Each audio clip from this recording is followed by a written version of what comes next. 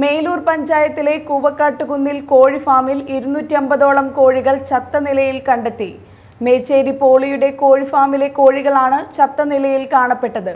കുറുനരികൾ പിടിച്ചതിനെ തുടർന്നാണ് കോഴികൾ ചത്തതെന്ന് പോളി പറഞ്ഞു. മേലൂർ പഞ്ചായത്തിലെ കൂവക്കാട്ടുകുന്നിൽ കോഴി ഫാമിൽ 250ഓളം കോഴികൾ ചത്ത നിലയിൽ കണ്ടെത്തി. മേച്ചേരി പോളിയുടെ കോഴി ഫാമിലെ കോഴികളാണ് ചത്ത നിലയിൽ കാണപ്പെട്ടത്.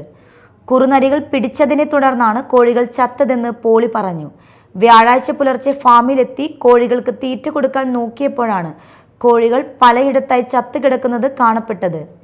ഇതിനുശേഷം ഫാമിന് പുറത്തേക്ക് വന്നപ്പോഴാണ് 3 കുറുനരികൾ ഫാമിൽ നിന്ന് പുലർച്ചെ 5 മണിയോടെ ഓടിപ്പോകുന്നത് കണ്ടതെന്നും പോളി പറഞ്ഞു. രാവിലെ വരുമ്പോൾ ഒരു 5 മണിക്കൂർ എത്തി. അപ്പോൾ കുറെ കോഴി ചത്തിടക്കണുണ്ടു.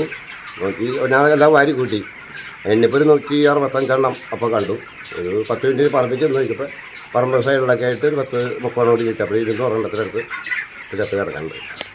പിന്നെ കുറേ കോഴികൾക്ക് പരിക്കുണ്ട്. എല്ലാത്തിനും മേലൊക്കെ ചവിട്ടി പൊട്ടിയേക്കണം, ജറക് പിടിച്ച് കടിച്ചേക്കണം. അങ്ങനെ കുറേ പരിക്കുകളൊക്കെ ഉണ്ട് എല്ലാത്തിനും.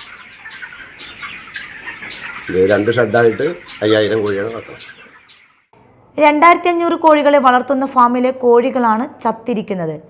പകുതിയോളം കോഴികൾക്കും കുറുനരികളുടെ ചവിട്ടേറ്റ് പരിക്കുള്ളതായും അവയും അടുത്ത ദിവസങ്ങളിൽ ചാകുവാനാണ് സാധ്യതയെന്നും പറയുന്നു.